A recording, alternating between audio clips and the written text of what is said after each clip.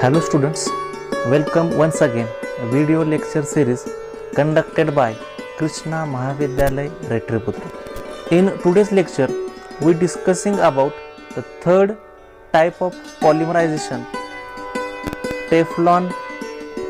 आज आपल्याला या लेक्चरमध्ये आपला तिसरा पॉलिमर बघायचा आहे आणि तो तिसरा पॉलिमर आहे टेफ्लॉन पॉलिमर. मग याच्यामध्ये सुद्धा कुठलाही पॉलिमर जरी घेतला, सुरुवात आपल्याला जी करायची आहे ती कशापासून, तर त्याच्या मोनोमरपासून. किंवा पहिल्यांदा या टेफ्लॉनला काय म्हटलं जातं, की त्याचा मोनोमर कुठला असतो, त्याचं स्ट्रक्चर कुठल्या प्रकारचं राहतं, त्याच्यामध्ये कुठल्या प्रकारचं पॉलिमरायझेशन भेटतं आणि मग त्यानुसार त्याचं फॉर्मेशन कसं केलं जातं, ह्या सगळ्याचा डिटेल स्टडी आपल्याला ह्या लेक्चरमध्ये करायचा आहे. मग सुरुवातीला आपण बघूया. The chemically Teflon is a polytetrafluoroethylene molecule or compound. Chemically Teflon म्हणजेच काय, तर पॉलीटेट्राफ्लोरोइथिलीन कंपाउंड. सेकंड आपल्याला बघायचं आहे की त्याच्यामध्ये त्याचा monomer. The monomer is used in preparation of Teflon. म्हणजे प्रिपरेशन ऑफ टेफ्लॉन जर आपल्याला तयार करायचं असेल तर त्याच्यामध्ये जो त्याचा मोनोमर असतोय त्या मोनोमरचं नाव आपल्याला माहिती असणं गरजेचं आहे. आणि ते नाव कुठलं असतं, तर टेट्राफ्लोरोइथिलीन. म्हणजे आपल्याला जो आजच्या ह्या पॉलिमरायझेशन प्रोसेससाठी जो मोनोमर लागणार आहे तो मोनोमर तुमचा कुठला असणार आहे, टेट्राफ्लोरोइथिलीन मोनोमर असणार आहे. मग आता याचं स्ट्रक्चर आपण जर तयार केलं तर कशा प्रकारे त्याचं स्ट्रक्चर असणार आहे ते बघूया. मग याच्या नावामध्येच आहे, टेट्रा म्हणजे काय, 4 युनिट्स, फ्लोरो म्हणजे काय, फ्लोरीन कंपाऊंड, आणि इथिलीन म्हणजे काय, तर carbon carbon double bond. 2 carbon आणि त्याच्यामध्ये काय भेटणार आहे तुम्हाला, डबल बॉन्ड भेटणार आहे. मग कसं स्ट्रक्चर होतंय ते आपण बघूया. 2 कार्बन म्हणजे इथिलीन आहे, ENE म्हणजे थोडक्यात तिथं काय असणार आहे, तुमचा डबल बॉन्ड असणार आहे. आता राहिलं फक्त काय त्याच्यामध्ये, टेट्राफ्लोरो. आता टेट्राफ्लोरो म्हणजे काय, टेट्रा म्हणजे 4 आणि फ्लोरो म्हणजे काय, तर फ्लोरीन. मग पहिल्यांदा 2 फ्लोरीन ह्या कार्बनला अटॅच करा आणि राहिलेले 2 फ्लोरीन ह्या दुसऱ्या कार्बनला अटॅच करा आणि त्यानुसार जे स्ट्रक्चर आपल्याला भेटेल त्या स्ट्रक्चरला काय म्हटलं जातं, तर टेट्राफ्लोरोइथिलीन म्हटलं जातं. म्हणजे कधीही आपल्याला जर पॉलिमरचं प्रिपरेशन करायचं असेल तर त्याच्यामध्ये आपल्याला पहिली गोष्ट काय पाहिजे, तर त्याचा मोनोमर पाहिजे. हा टेफ्लॉन जर तयार करायचा असेल तर आपल्याला जो मोनोमर लागणार आहे तो मोनोमर कुठला असणार आहे, आपला टेट्राफ्लोरोइथिलीन. आता ह्या मोनोमरच्या साहाय्यानं आपल्याला काय करायचं आहे, तर हा टेफ्लॉन पॉलिमर आहे हा प्रिपेअर करायचा आहे. म्हणजेच थोडक्यात त्याची जी रिॲक्शन आहे ती रिॲक्शन आपल्याला काय करायची आहे, बघायची आहे. मग रिॲक्शन ऑफ टेफ्लॉनमध्ये आपण काय करतोय, तर सुरुवातीला मोनोमर घेतो. पण हे जे मोनोमर्स आहेत हे किती वेळा घ्यावे लागणार आहेत, आपल्याला N टाइम्स वेळा घ्यावे लागणार आहेत. कारण नंबर ऑफ कंपाऊंड्स आपल्याला काय करतो, आपण त्या ठिकाणी घेत असतोय. मग N टाइम्स घेतला. आता दुसरी गोष्ट आपल्याकडे काय पाहिजे, तर त्याचा मोनोमर. आताच आपण मोनोमर बघितला, CF2 डबल बॉन्ड CF2. म्हणजे कुठला कंपाऊंड असणार आहे, हा टेट्राफ्लोरोइथिलीन. हा झाला तुमचा मोनोमर. हा जो काय टेट्राफ्लोरोइथिलीन कंपाऊंड आहे हा काय केला जातो, इट अंडरगोज ॲडिशन पॉलिमरायझेशन. म्हणजे हा जो काय कंपाऊंड आहे तुमचा हा काय केला जातो, ॲडिशन पॉलिमरायझेशनमध्ये काय केला जातो, ट्रीट केला जातो. इन दी प्रेझेन्स ऑफ, कुठल्या कॅटॅलिस्टच्या प्रेझेन्समध्ये, तर पर ऑक्साईडच्या कॅटॅलिस्टच्या साहाय्यानं आपण त्याचं काय करतो, पॉलिमरायझेशन करतो. आणि त्यानंतर जो तुम्हाला भेटेल तो तुमचा कुठला कंपाऊंड असणार आहे, टेफ्लॉन पॉलिमर असणार आहे. मग कसं होतं टेफ्लॉन पॉलिमर बघा. आता ॲडिशन पॉलिमरायझेशन आहे म्हणजे नेमकी रिॲक्शन कशी होणार आहे तुमची, हा जो काय तुमचा कंपाऊंड आहे टेट्राफ्लोरोइथिलीन हा किती वेळा घेतला आपण, N टाइम्स वेळा घेतलेला आहे. म्हणजे समजा हा जो तुमचा डबल बॉन्ड आहे हा काय होणार आहे, पुढच्या कार्बनवरती अटॅक करणार आहे आणि मग त्यामध्ये जो बॉन्ड भेटेल तो तुमचा डबल बॉन्ड जाईल आणि तिथं राहणार आहे कुठला, तुमचा सिंगल बॉन्ड. आणि मग स्ट्रक्चर कसं तयार होते बघा, हा CF2, त्यानंतर इथं डबल बॉन्ड होता, आता कुठला बॉन्ड असणार आहे तिथं, सिंगल बॉन्ड, आणि पुढे राहिला कुठला कंपाऊंड तुमचा, CF2. आणि हे जे काय तुमचे युनिट्स आहेत हे किती वेळा घेतो आपण, n वेळा, म्हणून त्याच्या बेसला काय लिहायचं, स्मॉल n. आणि मग अशा ठिकाणी जो पॉलिमर आपल्याला भेटेल त्या पॉलिमरला म्हटलं जातं टेफ्लॉन पॉलिमर. म्हणजे जर तुम्हाला रिॲक्शन विचारली how Teflon polymer is formed, तर त्यावेळेस तुम्हाला काय करायचे आहे, ही रिॲक्शन मेन्शन करायची आहे. म्हणजे जर रिॲक्शन मेन्शन करायची असेल तर तुम्हाला फर्स्टली काय पाहिजे, त्याचा मोनोमर पाहिजे, तो कुठल्या पॉलिमरायझेशन प्रोसेसमध्ये ट्रीट केला जातो ते बघायचं, त्याच्यामध्ये कुठला कॅटलिस्ट वापरला जातो ते बघायचं, आणि मग त्यानुसार त्याचं काय करतो आपण, पॉलिमरायझेशन करतो. आणि अशा प्रकारे आपण काय करतोय, हा टेफ्लॉन पॉलिमर आहे, हा टेफ्लॉन पॉलिमर काय करतोय, तयार करतोय. ही झाली त्याची रिॲक्शन. आता नेक्स्ट पॉईंट आपल्याला बघायचा आहे ते आहे त्याचे प्रॉपर्टीज, म्हणजे प्रॉपर्टीज ऑफ टेफ्लॉन. आता या टेफ्लॉनच्या सुद्धा काही प्रॉपर्टीज आहेत, त्या प्रॉपर्टीज आपण काय करूया, 1 by 1 बघूया. पहिलीच प्रॉपर्टी आहे, टेफ्लॉन जो आहे हा कसा असतो, it is a tough molecule. म्हणजे पहिली प्रॉपर्टी त्याची असते, टेफ्लॉन जेवढे पॉलिमर्स आहेत हे सगळेच्या सगळे कसे असतात, टफ पॉलिमर म्हणून काय केले जातात, यूज केले जातात. दुसरी प्रॉपर्टी आपल्याला बघायची आहे, Teflon is a chemically inert and resistant to heat. म्हणजे टेफ्लॉन कंपाऊंड जो आहे हा कसा आहे तुमचा, तर केमिकली इनर्ट आहे, आणि दुसरं काय आहे, it is resistant to heat and attack by corrosive reagent. आणि नंतर काय करतो, किंवा तो अटॅक करतो कशावरती, तर करोजिव्ह रिएजंट म्हणून. And attack by corrosive reagent. म्हणजे अशा प्रकारे आपण काय करू शकतोय, त्याची दुसरी प्रॉपर्टी आहे, ती दुसरी प्रॉपर्टी काय करू शकतो, मेन्शन करू शकतो. थर्ड प्रॉपर्टी आपल्याला बघायची आहे की जो त्याच्यामधला बॉन्ड आहे, आणि तो बॉन्ड कुठला असतो तुमचा, तर कार्बन फ्लोरीन बॉन्ड, किंवा त्यालाच काय म्हटलं जातं, CF बॉन्ड. आणि हा जो काय CF बॉन्ड आहे हा कसा असतो, it is very difficult to break. म्हणजे इतर बॉन्ड आहेत ते आपण इझिली ब्रेक करू शकतो, पण हा जो C आणि F किंवा हा जो काही CF बॉन्ड आहे हा बॉन्ड कसा असतोय, तर it is difficult to break and remains unaffected by corrosive alkali. आणि त्याच्यामुळे तो काय होतोय, अनअफेक्टेड असतोय, कशापासून, बाय करोजिव्ह अल्कली पासून. ही त्याची थर्ड प्रॉपर्टी आपल्याला काय करायची आहे, बघायची. आणि शेवटची प्रॉपर्टी आहे, हा जो काय टेफ्लॉन कंपाऊंड असतो हा कंपाऊंड तुमचा कसा असतोय, तर ऑर्गॅनिक सॉल्व्हंट म्हणून काय केला जातो, ट्रीट केला जातो. म्हणजे त्याची एक प्रॉपर्टी आपण बघतोय, हा कशासाठी यूज केला जातो, किंवा हा प्रॉपर्टीमध्ये काय मेन्शन केलं जातं, तर it is a organic solvent. म्हणजे अशा प्रकारे ह्या 4 प्रॉपर्टीज आहेत, त्या 4 प्रॉपर्टीज आपल्याला काय करायच्या आहेत, बघायच्या आहेत.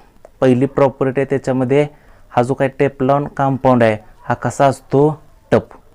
दुसरी प्रॉपर्टी काय सांगितली जाते, इट इज केमिकली इनर्ट, तो कसा आहे, केमिकली इनर्ट आहे. अजून काय करतो, इट रेजिस्टंट टू हीट, तो काय करतो, it resistant to heat and attack by corrosive reagent. Third property आपण बघतोय ती आहे तुमची, CF bond is very difficult to break. CF bond जो आहे हा कसा आहे, it is very difficult to break and remains unaffected by corrosive alkali. Breaking करणं इझिली पॉसिबल नाही, आणि म्हणून तो काय केला जातो, प्रोटेक्ट केला जातो. आणि शेवटची प्रॉपर्टी आहे ऑर्गॅनिक सॉल्व्हंट. म्हणजे हा जो काय कंपाऊंड आहे हा कंपाऊंड आपला कसा असतोय, एक ऑर्गॅनिक सॉल्व्हंट म्हणून यूज केला जातो. ह्या झाल्या त्याच्या प्रॉपर्टीज. नेक्स्ट पॉईंट आपल्याला बघायचा आहे तो आहे त्याचे युजेस. म्हणजे कुठं कुठं आपण यांचा यूज करू शकतो ह्या पॉलिमरचा, ते आपण काय करूया, बघूया. मग पहिला, टेफ्लॉन जो पॉलिमर आहे हा कुठे यूज केला जातो? It used in making non stick cookwares. म्हणजे पहिला सगळ्यात महत्त्वाचा यूज जो आहे ह्या पॉलिमरचा हा कुठे केला जातो? तर मेकिंग नॉन स्टिक कुकवेअर्स. किचनमध्ये काय केला जातो? तर अशा प्रकारचं जे काही नॉन स्टिकी कुकवेअर्स आहेत ते बनवण्यासाठी काय करतो आपण? ह्या टेफ्लॉनचा वापर करतो. दुसरं याच्यामध्ये काय आहे? तर ऑइल सील्स असतील.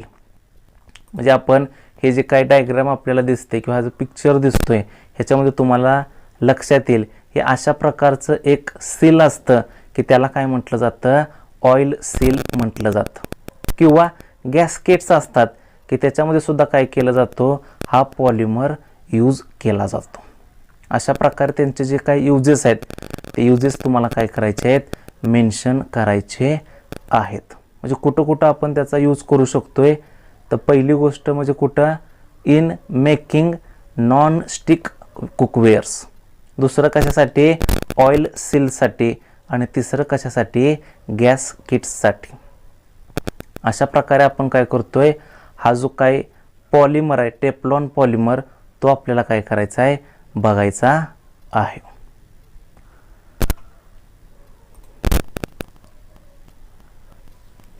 नेक्स्ट चौथा जो काही पॉलिमर आहे हा चौथा पॉलिमर आपल्याला काय करायचा आहे? बघायचा आहे.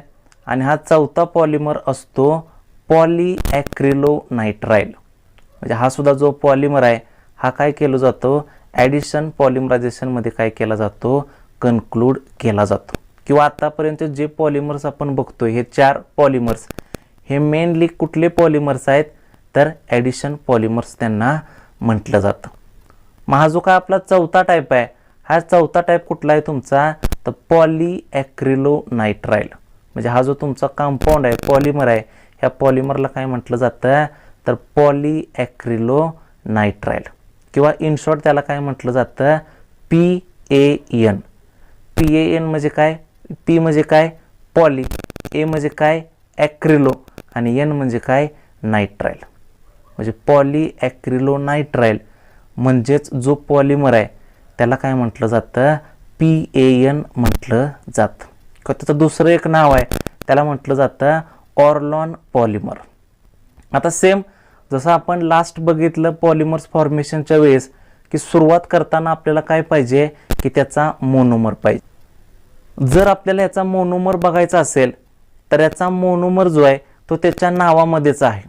म्हणजे हे जे काही पॉलीॲक्रिलोनायट्राइल आहे ह्याच्या नावामध्येच त्याचा मोनोमर काय केलेला आहे? दडलेला आहे. आता जर आपण व्यवस्थित बघितलं त्याचं नाव तर पॉली म्हणजे काय? तर मेन युनिट्स किंवा पॉलिमर. आणि जे राहिलेलं आहे हा राहिलेला तुमचा जो काय बेस आहे तो म्हणजे थोडक्यात तुमचा कोण असतोय? तर तुमचा मोनोमर. मग काय राहिलं त्याच्यामध्ये बघा? तर ॲक्रिलोनायट्राइल. म्हणजे जर आपल्याला मोनोमर बघायचा असेल for the preparation of PAN then त्याचा मोनोमर जो असतो तो मोनोमर कुठला असतो? तुमचा ॲक्रिलोनायट्राइल मोनोमर असतो. आता आपण त्याचं स्ट्रक्चर बघूया. पहिल्यांदा आपल्याला मोनोमर भेटला. आता मेनली आपल्याला काय पाहिजे? त्याचं स्ट्रक्चर पाहिजे. मग स्ट्रक्चर कशा प्रकारे असू शकते बघूया. तर पहिल्यांदा CH2 ग्रुप घ्यायचा. हा काय करायचा? डबल बॉन्डनं अटॅच करायचा. कुणाला? तर नेक्स्ट CH युनिटला. म्हणजे इथं सुद्धा जो कंपाऊंड घेतला जाईल ह्याचं जे काय बेस युनिट आहे हे बेस युनिट तुमचं कुठलं असणार आहे? अल्किन टाईप कंपाऊंड असणार आहे. की त्याच्यामध्ये मेनली काय पाहिजे? तर डबल बॉन्डेड कंपाऊंड्स घ्यायचेत. मग पहिली रिक्वायरमेंट झाली आपली बेस तयार झाला CH2 डबल बॉन्ड CH. आता फक्त त्याला कुठला ग्रुप जोडायचा? नायट्राइल ग्रुप जोडायचा. नायट्राइल ग्रुप म्हणजे कुठला असतो तुमचा? तर CN ग्रुप असतो. म्हणजे जर CH2 डबल बॉन्ड CH ह्यांना जर आपण एक सायनाइड ग्रुप जोडला तर त्या ठिकाणी जो तुमचा कंपाऊंड तयार होईल त्या कंपाऊंडला काय म्हटलं जातं? तर तुमचा मोनोमर म्हटलं जातं. आणि त्या मोनोमरचं नाव जे आहे ते नाव कुठलं असणार आहे? तुमचं ॲक्रिलोनायट्राइल मोनोमर म्हटलं जातं. म्हणजे अशा प्रकारे आपण त्याचा पहिल्यांदा मोनोमर आयडेंटिफाय केलेला आहे. आता नेक्स्ट आपल्याला बघायचं आहे की त्याच्यामध्ये जी रिॲक्शन आहे ती रिॲक्शन नेमकी कशी घडते ते आपल्याला काय करायचं आहे नेक्स्ट याच्यामध्ये बघायचं आहे. The polyacrylonitrile is prepared by addition polymerisation of acrylonitrile by using peroxide initiator. म्हणजे आपल्याला जो आपला मेन कंपाऊंड आहे पॉलीॲक्रिलोनायट्राइल हा जर आपल्याला प्रिपेअर करायचा असेल तर तो काय करतो ॲडिशन पॉलिमरायझेशन प्रोसेस दाखवतो. आणि ह्याच्यामध्ये जो कॅटॅलिस्ट यूज केला जातो इनिशिएटर यूज केला जातो हा इनिशिएटर तुमचा कुठला असतो पर ऑक्साईड इनिशिएटर असतो. मग ह्याची नेमकी रिॲक्शन कशी केली जाते ते आपण रिॲक्शन बघूया. पहिल्यांदा आपल्याला काय लागणार आहे तर मोनोमर. मग आता मोनोमर आत्ताच आपण बघितला कुठला होता CH2 डबल बॉन्ड CH आणि ह्याला कोणतं युनिट जोडायचं तर CN. हा झाला तुमचा कोण तर ॲक्रिलोनायट्राइल. हा जो काय तुमचा ॲक्रिलोनायट्राइल आहे हा काय केला जातो it undergoes addition polymerisation in the presence of peroxide. म्हणजे हा जो काय तुमचा ॲक्रिलोनायट्राइल कंपाऊंड आहे हा काय करतो ॲडिशन पॉलिमराइज होतो फक्त कधी in the presence of peroxide and then we get polyacrylonitrile. कसं होतंय ते बघूया आपण. पहिल्यांदा हा CH2 असे किती मॉलिक्युल्स आहेत आपल्याकडं N टाइम्स. म्हणजे हाच मॉलिक्यूल कुठं असणार आहे तुमचा अजून पुढं असणार आहे. मग हा जो डबल बॉन्ड आहे हा डबल बॉन्ड काय केला जातो पुढच्या मॉलिक्युल्सवरती अटॅक केला जातो. आणि मग हा जो डबल बॉन्ड आहे हा डबल बॉन्ड कन्वर्ट होतो कशामध्ये तर सिंगल बॉन्डमध्ये. मग काय होते बघा इथं CH2 डबल बॉन्ड होता राहिला कुठला बॉन्ड तिथं आता सिंगल त्यानंतर CH आणि त्यानंतर कोणतं युनिट जोडायचं त्याला तर CN जोडायचं आणि त्याच्या बेसला फक्त काय लिहायचं स्मॉल n. आणि मग त्यानंतर जो तुमचा पॉलिमर भेटेल त्या पॉलिमरला म्हटलं जातं पॉलीॲक्रिलोनायट्राइल. म्हणजे अशा प्रकारे याची जी रिॲक्शन आहे ती रिॲक्शन आपल्याला काय करायची आहे एक्सप्लेन करायची आहे. सिंपल वे आपण त्याला काय करू शकतोय रिॲक्शनच्या थ्रू मेन्शन करू शकतो. मग त्याच्यामध्ये आपल्याकडे काय पाहिजे पहिल्यांदा मोनोमर तर आपण घेतलाच. कुठला मोनोमर आहे त्याच्यामध्ये ॲक्रिलोनायट्राइल. हा काय करतो it undergoes addition polymerisation and in the presence of कशाच्या प्रेझेन्समध्ये आपण करतोय पर ऑक्साईडच्या and then form the PAN polymer.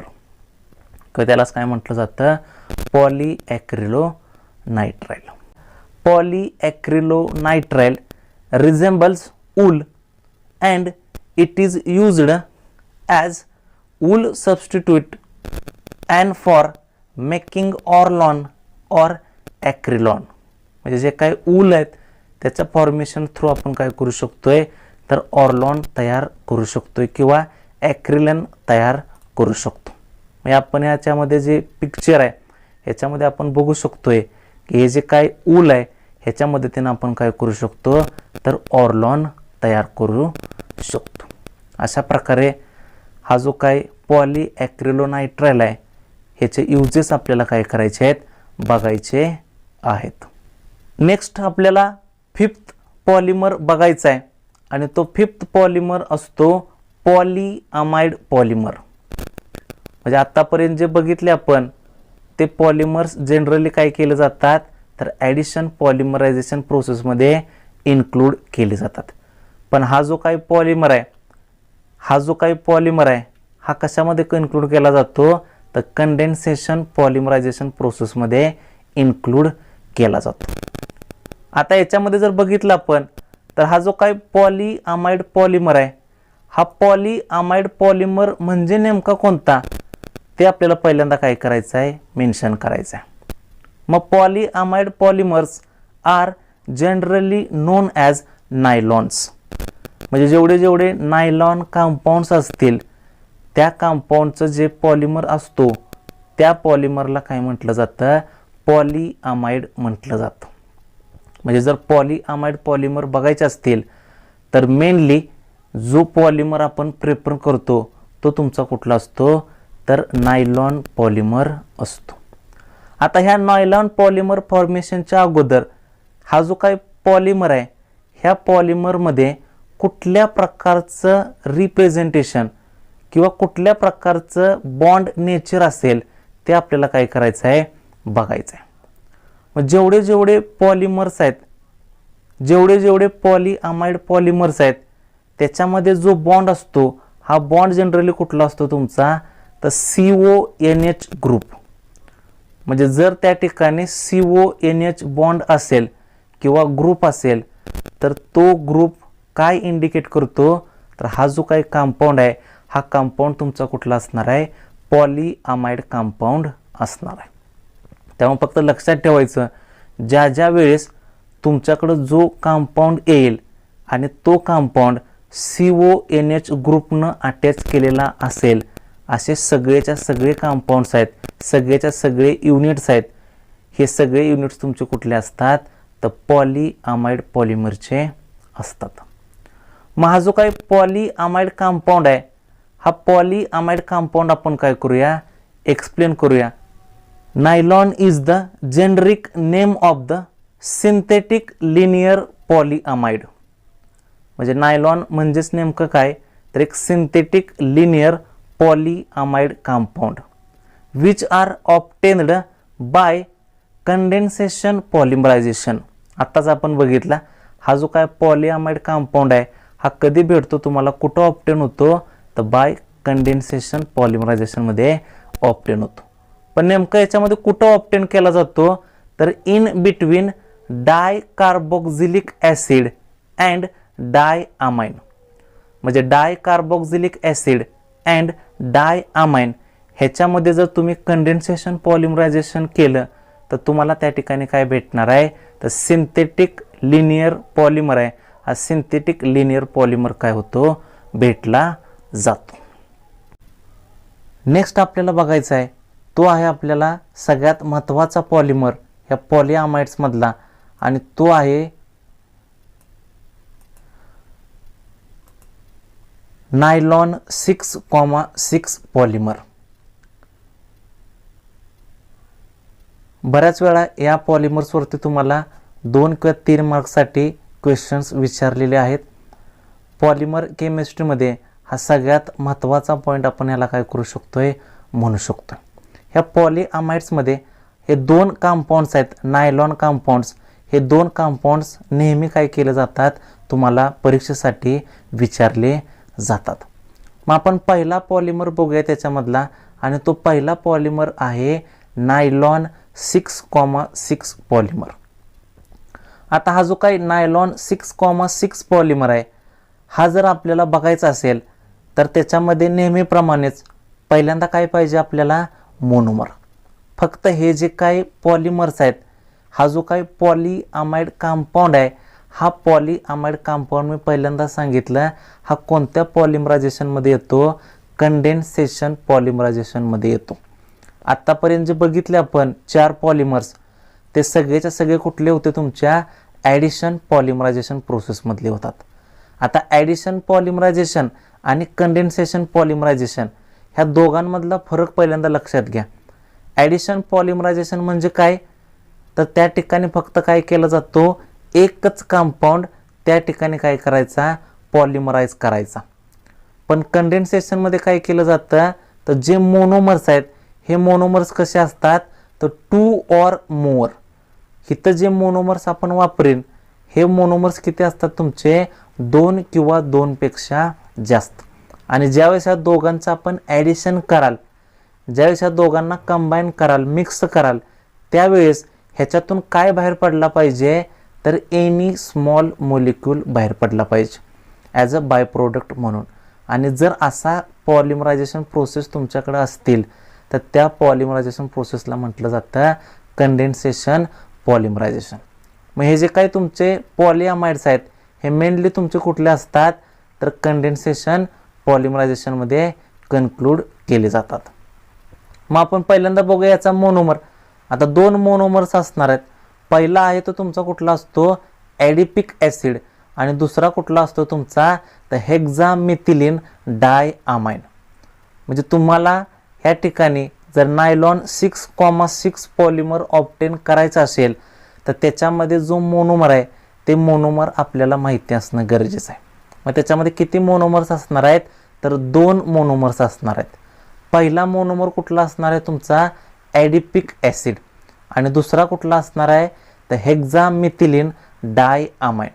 आणि जर आपण हे दोघांना कंबाईन केलं तर ह्याच्यामध्ये आपल्याला पहिली स्टेप भेटते आणि ती पहिली स्टेप तुमची कुठली असते तर फॉर्मेशन ऑफ नायलॉन सॉल्ट.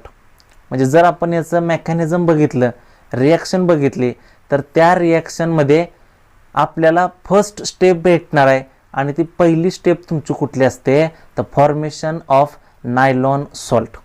मग हा नायलॉन सॉल्ट कसा तयार होतो तर सिंपल, हे जे काही मोनोमर्स आहेत ह्यांना फक्त काय करायचं मिक्सिंग करायचं आणि मिक्स केले कुठलाही कंपाऊंड याच्यातून एलिमिनेट करायचं नाही, फक्त दोघांना ॲड करा.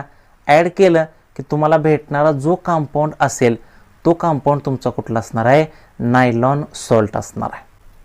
हे झालं आपलं नायलॉन सॉल्ट फॉर्मेशन. आता नेमकी ही रिॲक्शन कशी प्रोसेस होते ते आपल्याला काय करायचे आहे बघायचे. मग ही जी रिॲक्शन आहे ही आपण आता बघितलीच होती. ही कुठल्या पॉलिमरायझेशनमध्ये येते तर कंडेन्सेशन पॉलिमरायझेशनमध्ये under the condition of high temperature and high pressure. म्हणजे त्या ठिकाणी जर high temperature and high pressure apply केलं तर तुम्हाला जो कंपाऊंड भेटेल हा कंपाऊंड तुमचा कुठला असणार आहे नायलॉन 6,6 असणार आहे. तर त्यालाच काय म्हटलं जातं तर पॉलीआमाइड फायबर म्हटलं जातं.